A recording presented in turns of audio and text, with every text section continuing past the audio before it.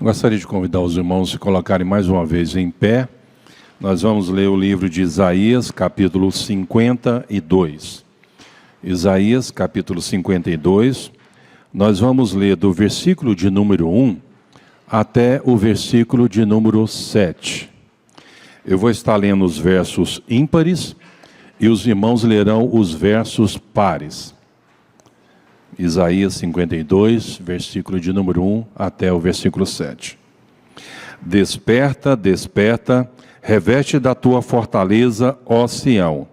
Veste das tuas roupagens formosas, ó Jerusalém, cidade santa, porque não mais entrará em ti nem circunciso, nem imundo.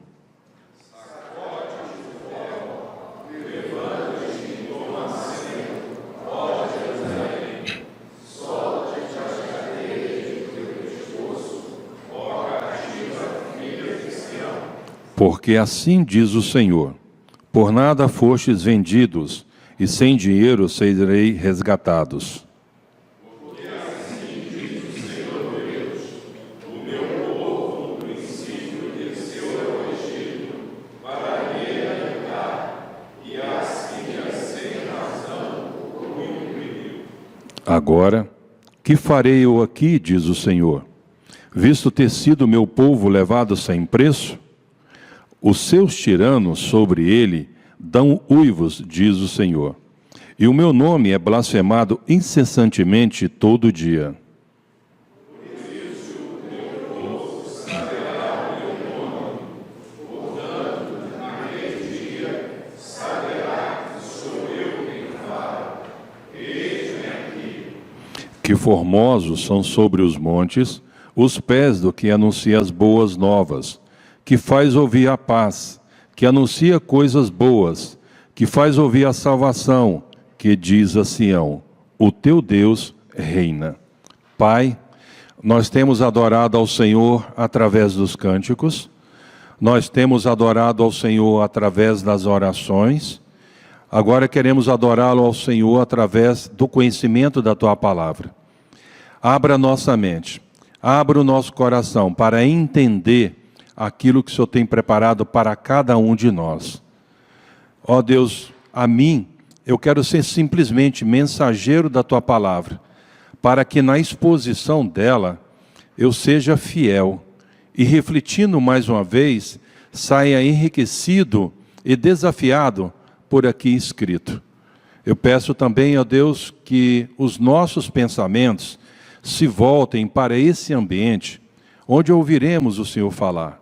Que não haja nenhuma movimentação, nenhuma distração desnecessária, porque queremos estar atentos e glorificar o teu santo nome aqui revelado através da tua palavra. Em o nome de Jesus que eu te peço e agradeço. Amém. Os irmãos podem se assentar. O cenário aqui é um cenário de contexto de guerra.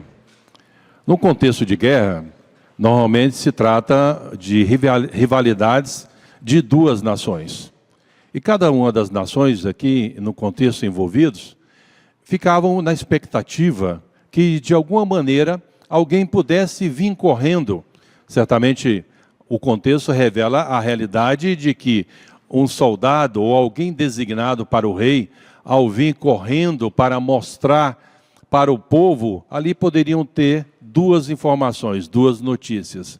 Uma, o povo está vencendo, o Deus está dando a vitória, ou o rei está vencendo.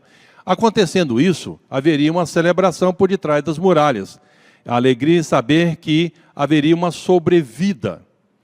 Se a notícia fosse uma outra, que o rei está perdendo, a tristeza seria grande e o mais rápido possível, eles estariam juntando todas as coisas e aí correriam para fugir, porque já que o inimigo passou por cima das tropas e dos soldados, então o próximo passo era chegar na cidade. E ali poderia ter, e certamente teria, toda sorte de violência, toda sorte de atrocidade, matança e muitas outras coisas que ninguém gostaria de passar. Então a expectativa daqueles que ficavam, geralmente eram as mulheres, as crianças, as pessoas que tinham algum tipo de limitação, os idosos e alguns poucos soldados, ficavam nas muralhas, ficavam num lugar onde pudesse olhar para ver alguém correndo. E quando a gente olha um cenário como esse, se pararmos para pensar, a corrida desse soldado, a corrida desse mensageiro, as suas pisaduras iam marcar a história de um povo, ou a história de uma grande alegria de celebração, ou uma corrida e marcas que iriam perpetuar um desastre e uma tristeza. Quando nós olhamos esse contexto, era justamente isso. A expectativa era que as pisadas de um mensageiro pudesse trazer uma mensagem de esperança. Quando eu estive no Afeganistão, eu tive a oportunidade de visitar um soldado afegão. E ali ele estava relatando que em um momento de combate, que ele estava ali junto com o exército russo em cima de um tanque de guerra, e aí lutando contra o Talibã, ele viu que um soldado colocou em seu ombro uma RPG e apontou para o tanque de guerra. Ele falou que não teve muito tempo para pensar, porque logo o foguete foi em direção ao tanque e explodiu o tanque. Muitos morreram, e ele, com o deslocamento, o impacto da explosão, o deslocamento do ar, ele foi jogado muito longe e foi dado como morto. Mas depois de um tempo, alguém o achou, ainda havia nele uma respiração. Pega ele, leva para casa, na expectativa de todos era só esperar um momento, qual vai ser o tempo que ele vai parar de respirar, porque ele estava bastante ferido e não havia uma infraestrutura para cuidar da saúde dele ou dar uma condição de talvez uma sobrevida. E nesse tempo, uma das nossas missionárias estava todos os dias indo na casa dele para fazer um curativo. Ele já tinha perdido a visão, já não tinha condição de caminhar, estava deitado em uma cama, mas uma ferida com um buraco muito grande nas costas, que você via o osso interno dentro do corpo dele, e ali cada vez mais estava ampliando, mas ela todos os dias ia lá e fazia o tratamento da saúde e orava com ele. O que acontece em toda a história? Quando estávamos de saída, ele para, cada um de nós, pede para a gente esperar um instantinho e diz o seguinte: olha, eu quero agradecer por vocês um dia ter mandado alguém do outro lado do mundo, um lugar longínquo, para alguém que pudesse cuidar de mim, cuidar da minha saúde e também mostrar um Deus que existe. E ali na sua oração, ele relata a história de que ele teve a experiência pessoal com o Senhor. Irmãos, eu não sei quantos de vocês tiveram alguma experiência em contexto de guerra, talvez a mídia, a gente vê pela mídia, ou talvez pelo contexto aqui do Rio de Janeiro também temos um pouco disso, mas um contexto de guerra mais violenta nessas regiões são muito maiores do que a gente pode imaginar. E aqui a gente vê a história de um soldado que, através de uma missionária, de uma pisada de uma missionária, de uma trajetória de uma vida, trouxe a marca de uma pessoa. Você tem consciência que na sua trajetória, na sua vida, nesse mundo, você tem um papel? Nós temos aí dentro da expectativa humana, dentro do patamar, dentro da normalidade, talvez uns mais, outros menos, a média de vida, a expectativa de vida pode variar de 80 a 84 anos. Vimos a irmã aqui um pouco mais disso, e louvando a Deus pelo cuidado e pela bondade de Deus. Mas o fato é que, enquanto nós existimos, a nossa vida tem que ser um agente de transformação e de influência na sociedade onde nós estamos inseridos. Aqui havia, entre os israelitas do norte, eles foram aprisionados pelos assírios. Hoje é a região que é conhecida por nós como o Iraque e também como a Síria. Então eles foram escravizados. E o escravizado, naquele contexto, não era simplesmente colocar em uma prisão. O escravizado, ele sofria Havia uma pressão psicológica, tanto que o versículo número 5 diz que eles davam uivos. Aqui a expressão de uivos é questão de gritos, né? Gritavam. Além disso, eles cortavam as orelhas, cortavam o nariz, cortavam a língua e ainda pegavam uma madeira pontiaguda e perfuravam o umbigo e torcia para gerar uma hemorragia.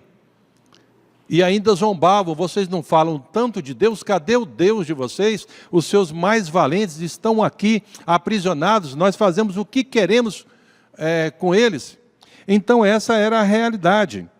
Então o que a gente vai ver nesse texto é que Isaías começa a levá-los a uma quebra de paradigma, a uma extração na mente deles para uma identificação de fato quem eles são e qual é o papel deles nesse mundo. O que Isaías aponta é que eles deveriam identificar que, estando nesse mundo, eles deveriam ser o transmissor da existência de Deus, e a existência de Deus é o Deus que traz a paz, o Deus que traz a salvação. E a demonstração que Isaías faz inicia no versículo de número 1, no capítulo 52 que acabamos de ler, onde ele aponta: desperta, desperta, reveste da tua fortaleza, ó Sião, veste das tuas roupagens formosas, ó Jerusalém. Então aqui ele está admoestando a cada um deles a acordar, a ter um reposicionamento para entender qual é o papel deles. Ter um entendimento de que Deus existe, o Deus que transforma a vida das pessoas e dá uma expectativa diferente para as pessoas. Como diz 1 Pedro, capítulo 2, versículo 6, por isso está na Escritura: eis que ponho em Sião uma pedra angular, eleita e preciosa, em que nela crê não será de modo algum envergonhado. Então nós somos eleitos de Deus, nós somos povo de Deus. E por sermos um povo de Deus, nós temos valores e temos a marca dada pelo Senhor. Não é assim que diz 2 Pedro 2, 9 e 10, vós, porém, sois raça eleita, sacerdócio real, nação santa, povo de propriedade exclusiva de Deus. Alguns colocam ponto final, mas o texto continua a fim de. Então a nossa eleição, ela tem uma vocação de proclamar a virtude. A expressão virtude tem o significado da excelência moral, do caráter de Deus ao mundo. Então, como povo de Deus, nós não devemos ficar cabisbaixo, nós temos variáveis, né, entre altos e baixos, mas devemos andar para a frente e continuar que enquanto estamos nesse mundo, nós devemos viver na perspectiva de alguém que vive. E por estarmos vivos, nós devemos ter um posicionamento diferente. Então Isaías imprime na mentalidade dele, fala assim: olha, saiam do meio deles, despertem, sejam pessoas que tenham um posicionamento de um povo puro, como diz no versículo 11 e no versículo 12. E é diante desse cenário, irmãos, que por um momento eu gostaria que se a gente pudesse, aí num túnel do tempo, né, hipoteticamente falando, tentar nos transportar para a história, entender um pouco essa realidade que Isaías, né, vamos ver como observador, e nos reposicionar o que Isaías aponta e o que o Senhor espera de nós. Então, no verso de número 1, Deus nos chama para nós nos posicionarmos. Nós não podemos ser cristãos fajutas, o mesmo que mal feito, falsificado, ou a expressão, o crente meia boca. Dependendo da conveniência, ele age de uma maneira, dependendo da outra conveniência, ele age de uma outra. Então, Isaías está falando para esses aqui, falou: vocês devem despertar e vestir. Você deve acordar e dar o próximo passo. Veja que, ao dar o próximo passo, Isaías está pondo na mente deles, falou: vistam uma roupagem de alguém que partilha de um reinado, de alguém que tem a mesma identidade e veste as mesmas roupagens de um rei. Tanto que o verso fala que veste das suas roupagens formosas, ó Jerusalém, cidade santa. Mas por que ele fala assim? Olha, porque quando você identifica qual povo que você faz parte, você identifica com seus valores e com seus princípios. Então isso não vai gerar uma compatibilidade com outras identidades que não estão balizadas pelos valores e princípios, e aqui descrito na palavra de Deus. Então, Isaías mostra que deve ornamentar, eles são desafiados a ornamentarem, a adornarem. Para quê, irmãos? Para refletir a grandeza e a majestade de Deus. Nós estamos nesse mundo para mostrarmos ao mundo a glória de Deus.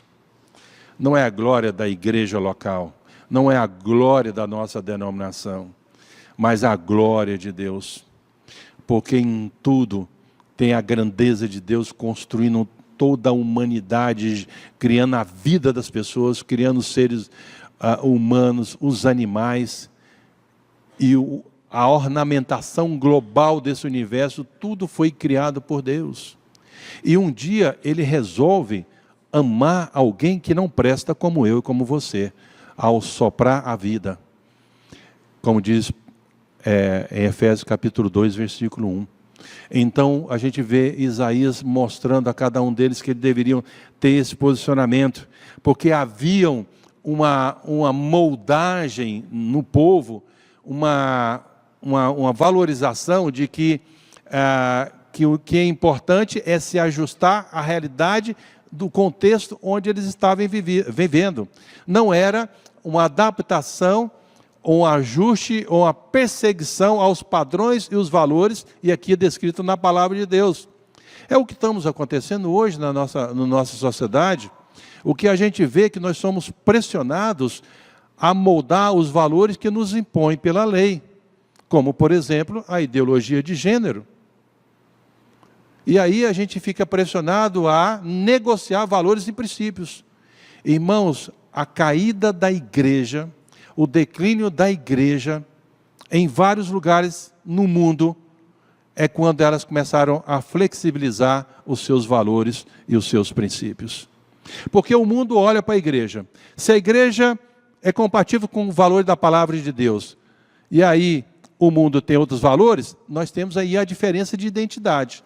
Mas quando a igreja começa a flexibilizar os seus valores, as pessoas do mundo falam, a igreja é igual ao mundo, então para que eu vou à igreja? Se é tudo igual, então eu fico do lado de lá. Então a gente tem que ter esse posicionamento.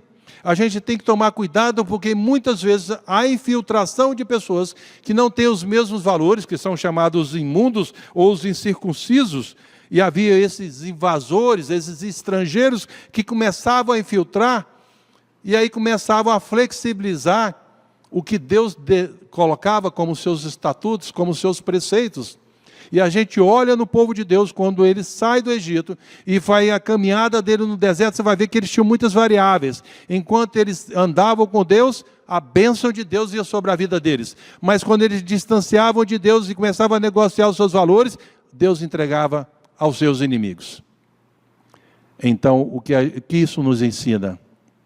Pagar o preço de andar com Deus. Pagar o preço de mostrar quem nós somos. Pagar o preço de posicionar quem nós somos verdadeiramente, irmãos. Nós temos que definir o nosso papel nesse mundo. Porque é uma perda de tempo, um dia ensolarado como esse, estar no domingo aqui, por exemplo.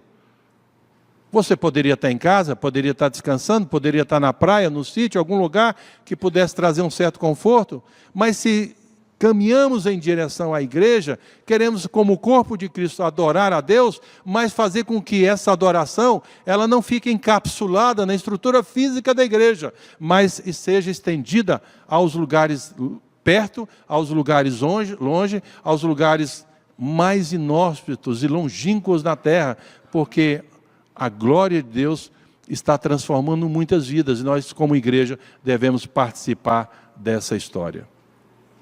E o que a gente vê em Isaías é esse desafio. E ele fala, então, tome cuidado com as pessoas impuras. Tomem cuidado com os incircuncisos. Porque os incircuncisos aqui no Velho Testamento eram pessoas que eram aplicadas aos lábios, aos ouvidos e ao coração. Já no Novo Testamento tem a abordagem mais do coração. Então, esse imundo, esse incircunciso que trabalha para mostrar outros valores, é considerado como imundo. A pessoa que não está apropriada para adorar, estar na presença de Deus. Então, nós precisamos definir quem nós somos e qual é o nosso papel nesse mundo. Nós não estamos nesse mundo para fazermos relações públicas. Nós estamos nesse mundo para darmos ultimato. É o reino de Deus presente. É o eu sou que está presente. Porque quando nós temos a graça de Deus estendida a nós e mudando a nossa vida, o eu sou faz parte de nós. E quando nós estamos caminhando e andando e as nossas caminhadas estão deixando marcas, é o eu sou que deve ser a mensagem fluída dos nossos lábios. Porque é o eu sou que dá a verdade da esperança na vida das pessoas. É o eu sou que preenche o vazio do ser humano. É o eu sou que transforma a sociedade. É o eu sou que dá a vida eterna.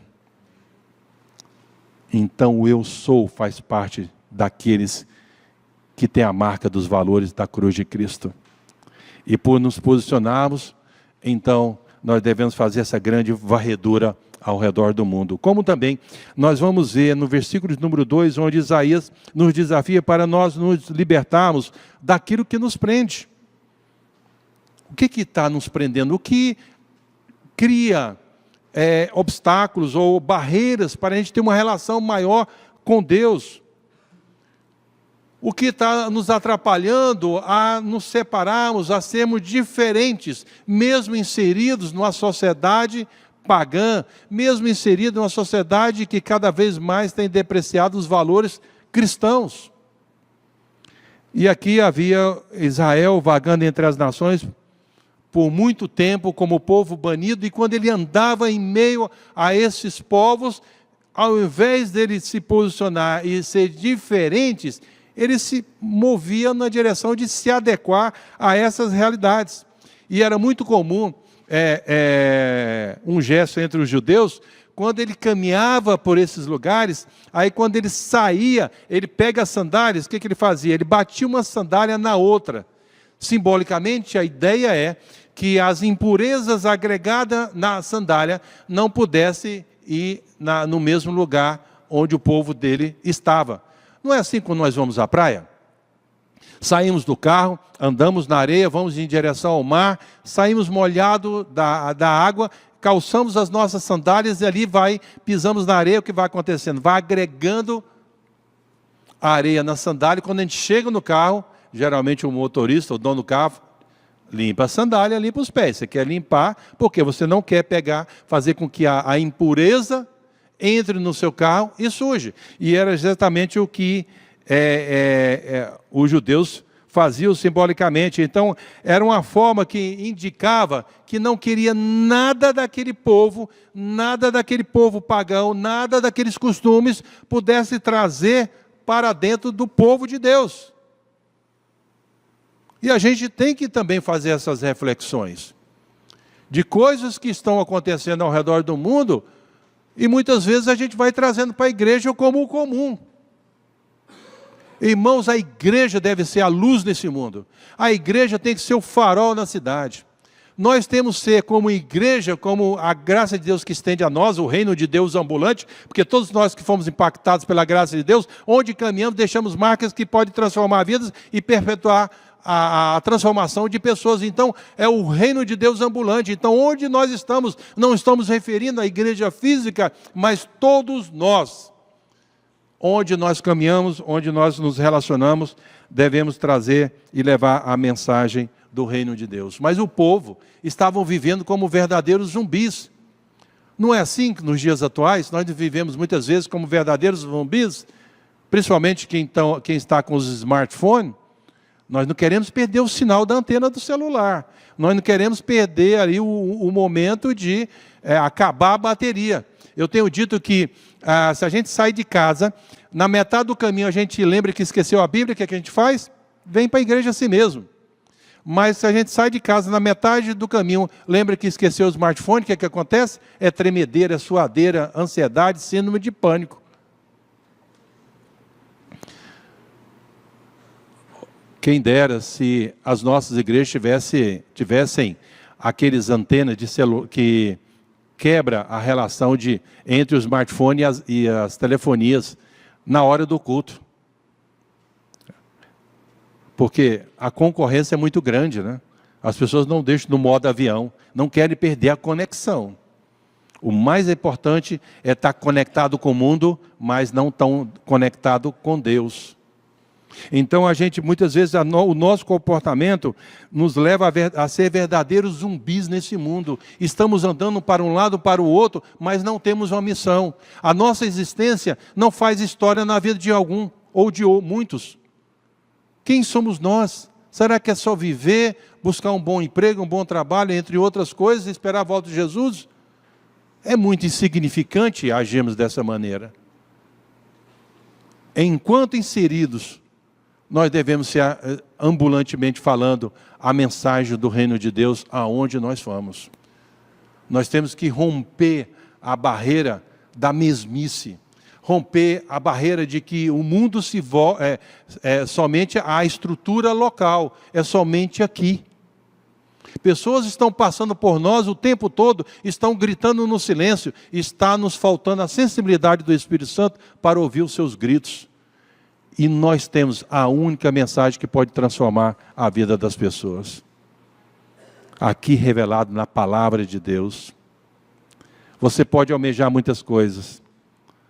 Você pode almejar o último smartphone, ou da Samsung, ou da Xiaomi, ou da Apple. Você pode almejar um bom carro, um bom emprego, uma casa. E eu descobri que depois dos 50 anos, uma das coisas que a gente mais almeja é a saúde. Eu falo que depois dos 50 tudo dói, o que não dói não funciona. Aí você tem que ter o kit saúde e o kit remédio, né? É a nossa sobrevivência. Mas graças a Deus a gente tem acesso a esses medicamentos que melhoram um pouco a nossa qualidade de vida. Mas eu vou dizer um negócio para vocês, irmãos. Você pode ter todo o bem. Você pode ter tudo o que você almeja para ter uma vida melhor nesse mundo. Mas se não tiver os valores da cruz de Cristo, você vai viver eternamente longe da presença de Deus. Longe da presença de Deus. Lá nos quintos dos infernos. E é um caminho sem volta. O único valor que nos dá acesso a Deus é por meio da cruz. O único acesso que as pessoas no mundo têm para viver uma vida de paz em meio à adversidade é através da cruz. E nós temos a mensagem da cruz. Mas nós ficamos muito na mesmice, olhando para nós mesmos, como se o mundo fosse só o meu próprio mundo, a minha própria existência. Então o que a gente vê, Isaías, é essa reflexão, o que está te prendendo, o que atrai tão fortemente que não nos permite que venhamos nos libertar. A gente precisa desprender dessas coisas que nos atrapalham a sermos vivos nesse mundo. Porque quando nós estamos caminhando, irmãos, nós dialogamos o tempo todo com pessoas. Nós estamos nos relacionando com pessoas. Devemos começar a avaliar qual tem sido a nossa postura. É muito comum, não sei muito, poderia falar muito na realidade do Rio, mas na realidade de São Paulo, quando a gente entra no elevador, tem alguém, a primeira coisa que as pessoas é sacar o telefone e ver o telefone dela, ali, conectado nas redes sociais. Para mim a mensagem é muito simples. Eu não quero conversar, não quero falar bom dia, você fica no seu mundo e eu fico no meu universo. Como se o mundo fosse só ali. Nós temos que ter interação humana. Nós temos que mostrar para as pessoas o que nós temos de melhor, que é a palavra de Deus. O que a gente vê aqui escrito por Isaías é mostrando esse conceito bíblico, né? Que é a palavra de Deus, mostre, olha, que você faz parte de um povo, de uma realeza, e se comporte, que a realeza, ele sempre tem a responsabilidade de emitir para todos qual deve ser a conduta, qual deve ser os valores e qual deve ser os princípios. Mas esse povo estava sofrendo, né? Eles não tinham esse entendimento, né? E para piorar, agravar, né, o efeito psicológico, como foi citado no versículo 5, né? É essa ideia de que, além do sofrimento físico, havia um efeito psicológico, né? Gritava. E é ruim, porque ninguém gosta que alguém fale alto, né? Ninguém gosta de gritar, de receber um grito de alguém. Pô, geralmente fala mais baixo, normalmente é dentro da normalidade, mas para piorar, eles ainda sofriam desse abuso psicológico. Como também a gente vai ver que Isaías, no versículo de número 6, mostra a forma como eles deveriam pensar e crer. Por isso, o meu povo saberá o meu nome, portanto, naquele dia saberá quem eu sou, quem fala, eis-me aqui. Então, o que Isaías está falando, olha, saibam que Deus existe. Saibam que Deus governa o mundo. Saibam que Deus governa as nossas vidas. E Deus sempre tem boas intenções para com seus filhos. O Salmo 23, versículo 1, é muito conhecido por nós. E assim o texto diz: o Senhor é o meu pastor e nada me faltará. Ali eu faço 3 divisões. Primeiro, o Senhor é. Não importa qual seja a imagem que você tem de Deus, Deus continua sendo Deus. Segundo, é o meu pastor. E aqui digo, Deus não é pastor de todos. Deus só é pastor daqueles que submetem ao seu senhorio. A gente cria caminhos ou descaminhos, cavamos buraco que Deus não mandou cavar e depois queremos que Deus tampe o buraco e abençoe o nosso caminho. Deus não tem compromisso com as pessoas que são rebeldes. A bênção de Deus vai em direção àqueles que submetem a Ele, aquele que anda nos seus caminhos, aquele que busca incessantemente os valores da palavra. E terceiro, o salmista fala, nada vai faltar, é o Deus da providência. Então o que a gente vê aqui é que Isaías está colocando na mentalidade, na mente deles, melhor dizendo, que eles devem entender que Deus tem boa intenção. Que Deus pode tirar e libertar esse povo, mas eles devem saber exatamente quem é Deus. É um Deus que diz, eu sou Jeová. Eu sou Jeová. Irmãos, eu fico pensando, se temos de forma otimista, como é uma projeção, 35 milhões de evangélicos no Brasil, nas suas variáveis denominacionais, aqui não entrando no mérito, nós somos uma igreja sem significância. Nós somos uma igreja sem papel importante. Porque se estamos inseridos em algum lugar, por que nós não transformamos esse lugar?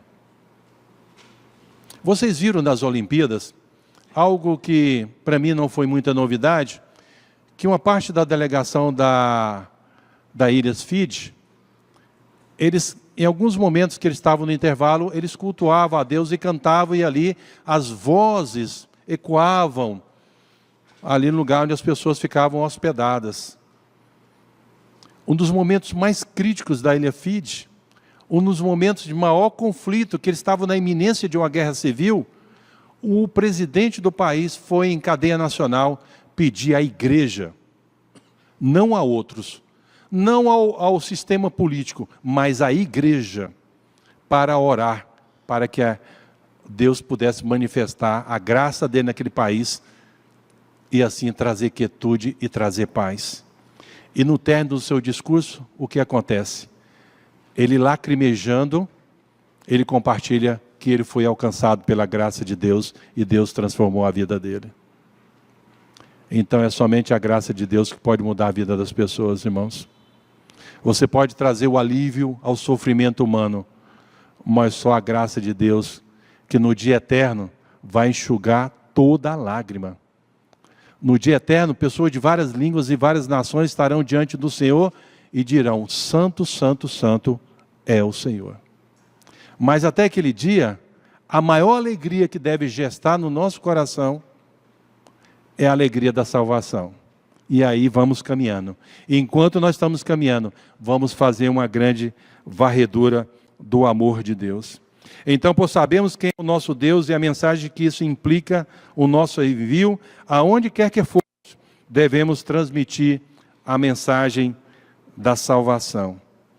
E a gente vê então no versículo de número 7, aqui o Isaías fechando esse cenário, e ele diz, que formosos são sobre os montes os pés do que anuncia as boas novas, que faz ouvir a paz, que anuncia coisas boas, que faz ouvir a salvação, que diz a Sião: o teu Deus reina, o teu Deus reina. A nossa caminhada, irmãos, nós vamos deixando rastros que vão perpetuar a história, tanto na nossa vida, como na vida de muitos. Quando alguém olha para a sua caminhada, o que ela vai ver? E eu quero deixar aqui algumas aplicações. Primeiro, as nossas pegadas devem deixar para trás mensagens que transformam vidas.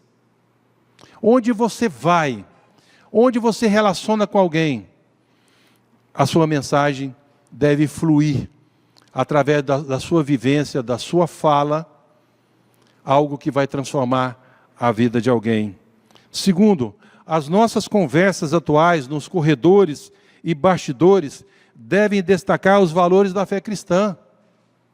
Nós falamos sobre muitas das coisas, nós interagimos sobre muitos assuntos, mas quão pouco tempo a gente pega reflexões que são dadas nos estudos bíblicos, reflexões que são tidas no momento de reunião de oração, ou reflexões que são feitas nos momentos de culto, porque nós não pegamos esses valores aprendidos e não debatemos, não conversamos e não dialogamos para influenciar pessoas, para levar para as pessoas da existência de um Deus. Eu estava viajando ontem para cá e foi muito interessante que atrás de mim tinham 3 mulheres conversando, e para nós que somos homens é um pouco difícil. A mulher, ela tem a capacidade, por exemplo, se junta 3 ou 5, elas têm a capacidade de conversar 5 assuntos diferentes simultaneamente e se entenderem. E por um momento eu parei assim, o que elas estão falando, né? Mas teve uma que se destacou mais, e ali eu falei, eu parei para pensar, o que ela está falando? Ela estava falando sobre o Deus de Israel. E ali eu coloquei meu ouvido mais para trás para ouvir um pouco o diálogo dela. E ali eu passei a viagem todinha, eu pensava que eu ia dormir um pouquinho, poucos minutos, mas ia dormir um pouquinho. Eu falei, não vou dormir porque eu não quero perder o diálogo dessa mulher falando sobre Deus. Eu fiquei muito impactada porque uma mulher com o conteúdo que ela estava abordando para as outras, é uma mulher com bastante conhecimento e muito intelectual, inteligente. Aí por um instante lá, veio uma outra mulher lá na frente e começou a falar sobre feijoada. Eu falei, gente, eu não podia ficar lá na frente sentado, né?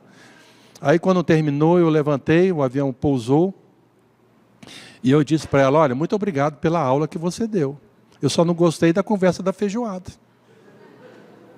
Ela sorriu, e mais algum minutinho a gente conversou, e depois a gente desembarcou. Então, irmãos, quando as nossas conversas, ela deve influir mais sobre os valores da palavra de Deus. É investimento de tempo. Terceiro, os nossos rastros nas redes sociais devem refletir onde está o nosso coração. Como tem sido a sua postagem? A gente vê aí um despejo nas redes sociais de lixo. E eu não estou falando das pessoas que estão lá de fora, eu estou falando dos cristãos. Ao invés de nós usarmos as redes sociais para os valores da fé cristã, a gente vê muito lixo.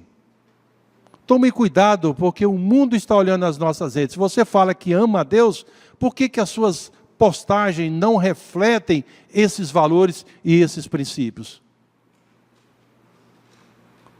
Conversando com uma mulher que trabalha no departamento de recursos humanos de uma grande multinacional, ela falou assim, hoje uma das grandes ferramentas que eu uso para saber quem são as pessoas é olhando as redes sociais. As entrevistas são de segundo plano, porque lá eu sei quem ela é, o que ela crê, o que ela pensa, os seus amigos e as suas postagens e os seus conteúdos.